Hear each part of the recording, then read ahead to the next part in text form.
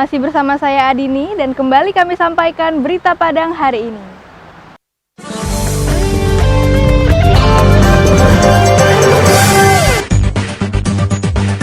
Pemerintah Sumatera Barat lakukan uji swab terhadap supir angkutan umum.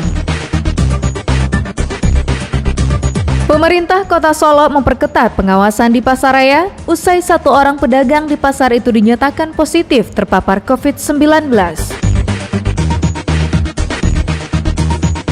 Seorang pelaku pencurian telepon genggam ditangkap polisi di rumahnya pada Senin malam. Penangkapan ini merupakan yang kelima kalinya sejak tahun 2012 lalu.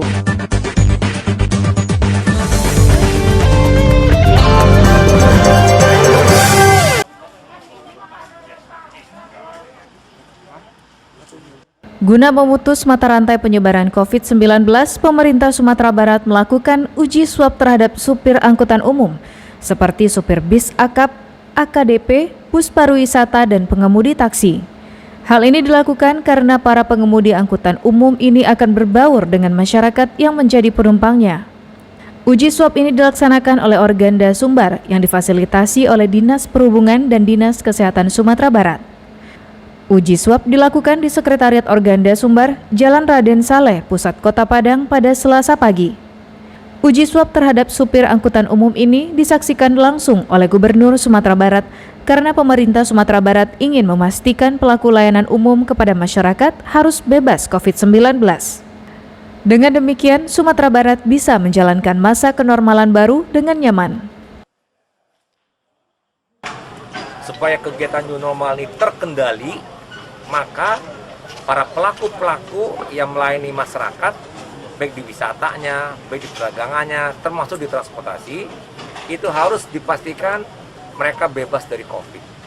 Kalau tidak bebas dari COVID, sopir taksi, sopir angkot, sopir yang lain kan pasti ada penumpang, bisa menular. Akhirnya kan tambah positif, tidak terkendali. Rencananya untuk tahap pertama, uji swab ini akan menyasar sekitar 1.000 orang supir angkutan umum yang berada di Kota Padang. Angkap, angkutan pariwisata, taksi, terutama taksi dari Bluebird sebanyak 136 orang, dari Kosti nanti juga ada, kemudian bus Ajab, Tanjung Pur juga ada. Jadi semuanya masuk kita periksa. Hanya saja waktunya mereka bergiliran.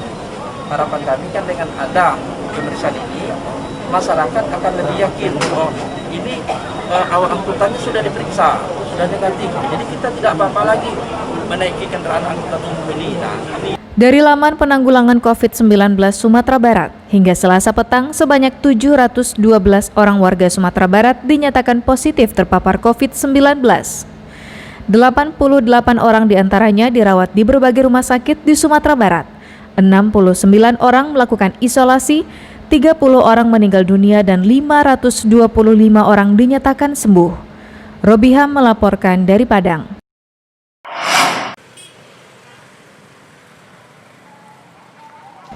Sejak Selasa pagi, jalan masuk ke area Pasaraya Solo dijaga petugas Satpol PP, polisi, dan TNI. Setiap warga yang akan memasuki pasar itu harus mengenakan masker dan diperiksa suhu tubuhnya. Langkah yang dilakukan oleh pemerintah Kota Solo ini merupakan tindak lanjut dari ditemukannya seorang pedagang di Pasaraya Solo yang dinyatakan positif terpapar COVID-19. Pedagang ini termasuk dalam kelompok Puskesmas Tanah Garam karena pernah berobat di puskesmas tersebut. Aktivitas Puskesmas Tanah Garam sendiri telah dihentikan operasionalnya oleh pemerintah Kota Solo karena seluruh tenaga kesehatan dan staf di puskesmas itu harus mengikuti uji swab. Pengawasan secara ketat pengunjung Pasaraya Solo ditempuh pemerintah kota untuk memutus mata rantai penyebaran COVID-19. Selain melakukan pemeriksaan suhu tubuh pengunjung, pemerintah Kota Solo juga melakukan uji swab terhadap ratusan pedagang yang ada di Kota Solo. Agar uji swab bisa berlangsung dengan cepat, pemeriksaan dilakukan dalam 5 kelompok. Setiap kelompok beranggotakan tenaga medis, Satpol PP, polisi, dan TNI. Diharapkan masing-masing kelompok bisa melakukan uji swab terhadap 40 hingga 50 orang pedagang sepanjang hari Selasa. Hari ini kita pengambilan swab terhadap pedagang pasaraya Kota Solo. Kita targetkan 200 orang karena kemarin pada hari Sabtu sudah ada 1 orang yang positif. Dia bekerja di toko yang ada di pasaraya. kita turun ada tim dari Satpol PP, dari Satpam Pasar, TNI, Polri. Jadi itu kita bagi dalam 5 tim menyebar ke beberapa kelompok. Meski 1 orang pedagang di Pasaraya Solo dinyatakan positif COVID-19, pemerintah Kota Solo tak melakukan penutupan pasar seperti di daerah lain. Hanya saja, pemerintah kota melakukan pengawasan lebih ketat dari biasanya terhadap pengunjung pasar. Tak hanya itu, para pedagang juga diwajibkan mematuhi protokol kesehatan saat berdagang di Pasaraya Solo. Garnadi melaporkan dari Solo.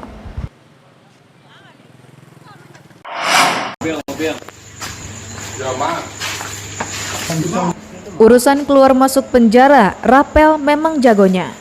Bayangkan, sejak tahun 2012 lalu, bujangan pengangguran ini telah keluar masuk penjara sebanyak 4 kali.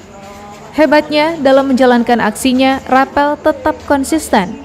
Dirinya tak pernah beralih sasaran dan selalu konsekuen untuk mencuri telepon genggam. Sejak keluar dari penjara bulan Januari lalu, Rapel kembali beraksi, mencuri telepon genggam di 5 lokasi yang berbeda di wilayah hukum Polsek Nanggalo.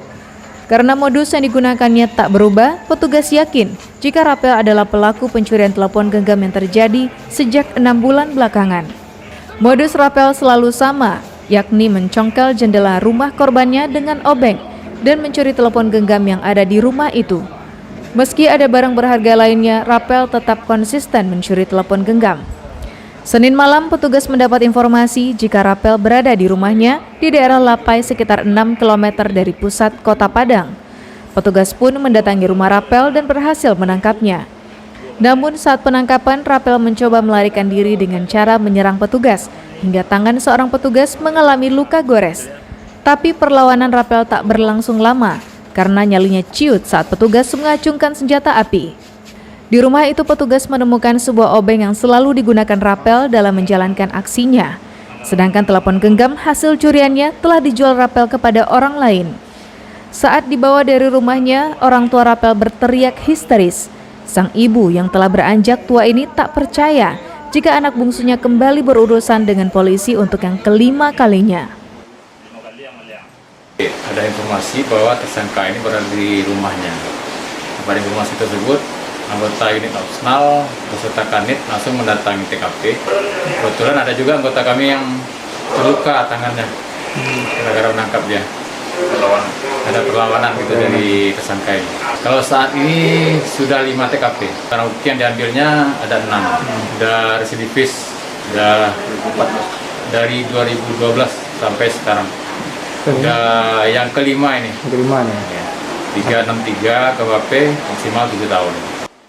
Atas perbuatannya, Rapel dijerat dengan pasal 363 KUHP tentang pencurian dengan ancaman hukuman 7 tahun penjara.